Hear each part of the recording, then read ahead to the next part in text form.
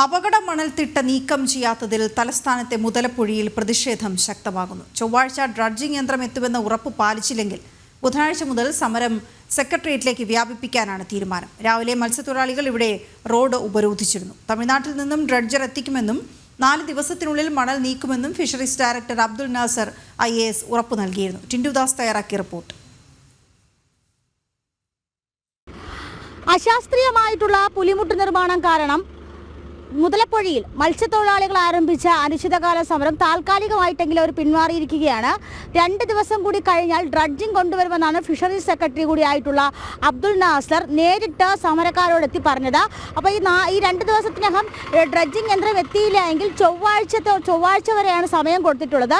ഈ മണൽ നീക്കുന്ന യന്ത്രങ്ങൾ എത്തിയില്ല എങ്കിൽ ബുധനാഴ്ച മുതൽ അനിശ്ചിതകാല സമരം സെക്രട്ടേറിയറ്റിന് നടയിലേക്ക് വ്യാപിപ്പിക്കുമെന്നാണ് ഇപ്പോൾ മത്സ്യത്തൊഴിലാളികൾ അറിയിച്ചിട്ടുള്ളത്.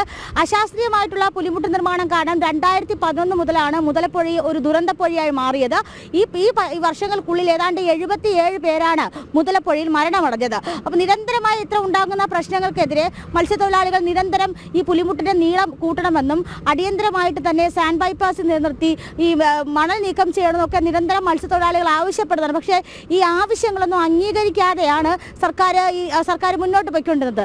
ഈ കരാറ് കമ്പനിയുമായിട്ടുള്ള പ്രശ്നങ്ങളാണ് ഇത്തരത്തിൽ മണൽ നീക്കത്തിനായിട്ടുള്ള പ്രതിസന്ധി എന്നായിരുന്നു സർക്കാർ അറിയിച്ചിരുന്നതെങ്കിലും സർക്കാരിന്റെ ഭാഗത്തു നിന്നും ഒരു ഇടപെടൽ ഉണ്ടായിരുന്നെങ്കിൽ കേന്ദ്രത്തിൽ നിന്നും അനുവദിച്ച 175 കോടി രൂപയിൽ നിന്നും ഇവിടുത്തെ പ്രശ്നങ്ങൾക്ക് ഒരു പരിധിവരെയെങ്കിലും പരിഹാരം ഉണ്ടാക്കാൻ സാധിക്കുമായിരുന്നു. പക്ഷേ സർക്കാർ അത് ചെയ്യാതെ മത്സ്യത്തൊഴിലാളികളെ കേൾക്കാതെ മത്സ്യത്തൊഴിലാളികളുടെ ആവശ്യങ്ങൾ പരിഗണിക്കാതെ ആയപ്പോഴാണ് ഒരു അനിശ്ചിതകാല സമരത്തിലേക്ക് നീങ്ങാൻ സംയുക്ത മത്സ്യത്തൊഴിലാളി സംഘടനകൾ തീരുമാനിക്കുന്നത്.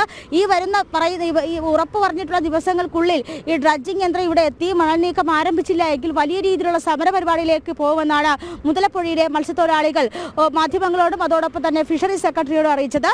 മുതലപ്പുഴയിൽ നിന്നും ക്യാമറമാൻ രഞ്ജിത്ത് മോഹനോടൊപ്പം ടിൻഡുദാസ്, ജനം, തിരുവനന്തപുരം.